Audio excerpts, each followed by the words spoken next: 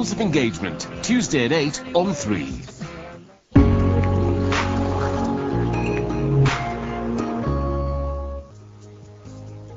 Welcome back to 3 Talk. One of the objectives of the Ecologic Awards is to identify and reward those values and thinking patterns that are supportive of life on Earth. I'm now joined by some of the representatives of the companies who won awards in their respective categories. Welcome winner in the recycling category, Ndabiseng Mohoto, winner of the water conservation categories, Tembiso Sangweni, and energy saving winners, Andre Harms and Sarah Farrell. Welcome, guys. Thank you so much for joining me. If I may start with you, how did this whole recycling start? Thank you, Nolene, for having us, and thanks to Enviropedia and in association with SABC 3 and to Ecologic sponsor. This started, Nolene, in 2012 as a cleanup campaign, and in 2013 we started this as a co-op, because we could realize that there are dumpsters around our environment, around our community, and we just thought, let's do something about this, because everyone and every second corner there's a dumpster, there's a litter here and there, and people are still saying they're unemployed, and we thought, how about we do this, how about we start this company of recycling, and that's how we started. We've got some pictures on the, if you can turn around and look at the plasmid. So how do you do it? Because you say you've got dumpsters, you've got litter, so you get people in the community to help clean up. Is that how it works? That's how it works. We've got people in the community, we've got people around and say, come, look, this is the problem that we are faced with now. And how about you start cleaning up? Then we did that, collect all the litter we got that is recyclable material, being glass, paper, or even plastic. Then we'll sell it to the buyback center, yes. And we got more people. We've got now 250 members. Yes, from this Whitefield E2 Recycling Co-op. And we've got 125 of them are our members and 125 are employees. Okay, which is good. So there's job creation. So you're saving the planet, and there's job creation as well, which is absolutely fantastic. So welcome. Tell me about DUCT. Oh, thanks very much, Nolene. It's an honor to be on the show. At Conservation Trust, that's what DUCT stands for. It's a non-profit organization, which its core business is, since its inception in 2006, in February 2006, is to champion the environmental health of the two rivers that between the Pietermaritzburg and Durban, which is Umgeni River and also Sonduzo River systems. So the organization modus operandi, it's not only to raise awareness about river health issues, but it's also to develop, demonstrate, and encourage people and communities to adopt these solutions and try and solve. Sorry to interrupt you, but I'm just looking at the picture on the screen there, and that is absolutely unhealthy, filthy. And this is what you guys have to do on a daily basis, clean up all the mess that we have created. Yeah. As you see here on the picture, that's what we call a trash boom. It traps all the litter coming from upstream, because whenever there's heavy rains, there's a lot of litter coming from the upper parts of the city in Pietermaritzburg. So we use that to trap all the litter, then we collect it and we send it to the dump. So what we at the moment we're trying to do is people like recyclers to come on board to DUCT so that we can share those whatever we remove from the river. And also this is what we also do dealing with aquatic species. Again, this is another trash boom. We are trying to remove that, it's called water hyacinth. It can close the whole river and it could turn it into like a green patch of grass. It's a very, very, very bad plant. Okay. So if you guys, from 2006 up until now, if you were not doing what you were doing on those rivers in KZN, where would we be? I don't know, probably the Sonduzo River, it could be like a dump site now, and also Umgeni River, because the organization was started by a group of enthusiastic peddlers who were doing the Tuzi marathon. So they were like, they come up together and said, guys, we need to do something since we're the ones who actually use this river. Yes. You know, bring people together and try and change the situation in our river. And today, if you can go back there, the river is the water quality is much better.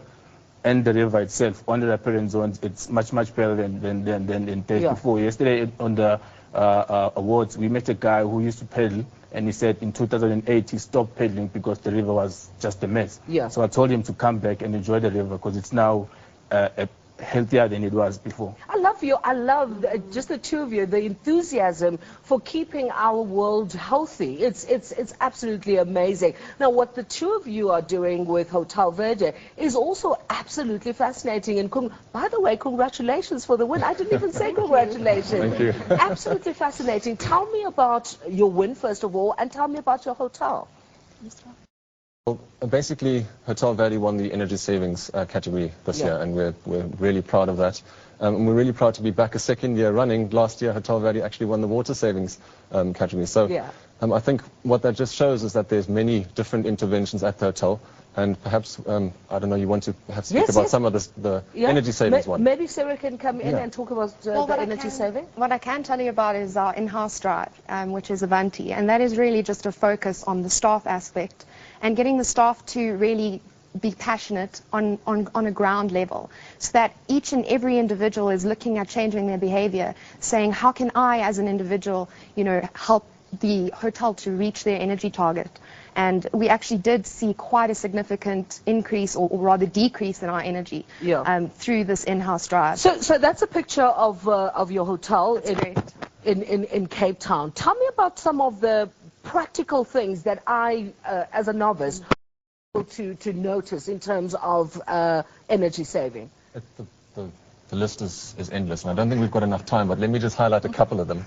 So basically, from the elevator, that regenerates power when gravity is doing the work. Okay, so when it's full going down, gravity is doing the work, the motor is driven by gravity, it generates electricity and pushes that back into the building. To a geothermal heat pump system which generates the air conditioning and the space heating in an extremely efficient way. So all of those ways we generate electricity or we save electricity.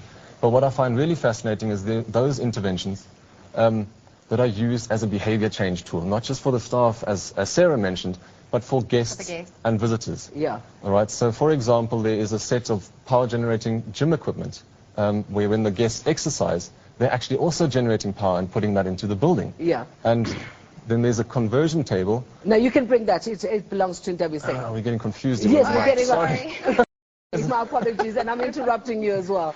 So, as the guest is exercising, is generating power.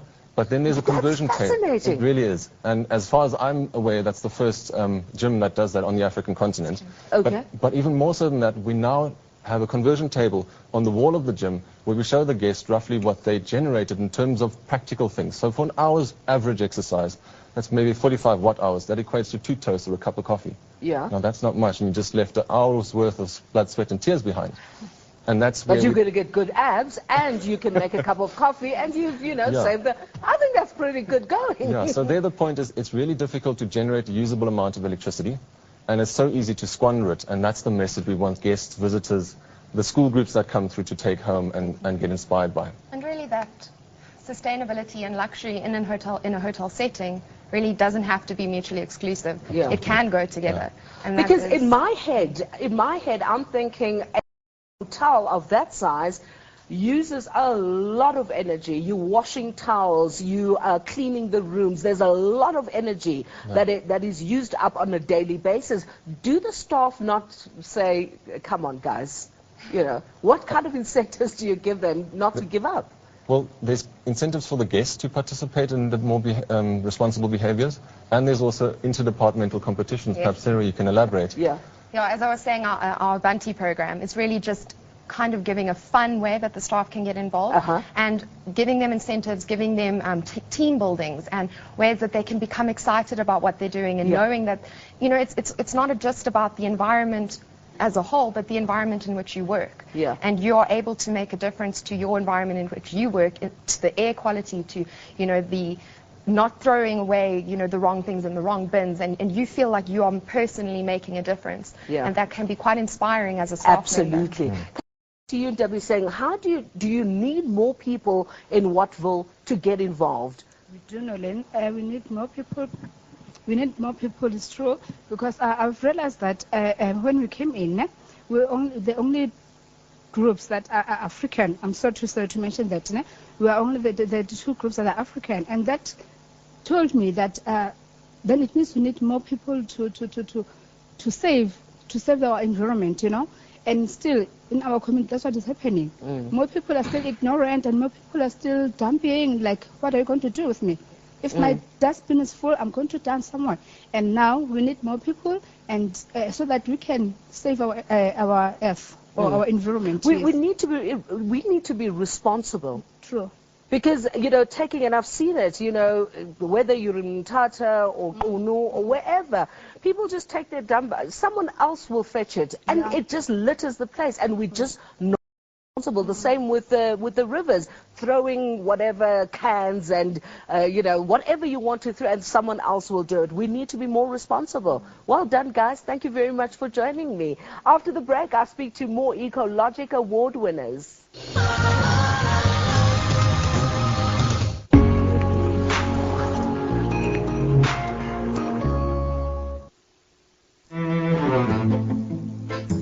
It kept me dry. It was invisible as soon as you put it on. It doesn't leave like a chalky mark.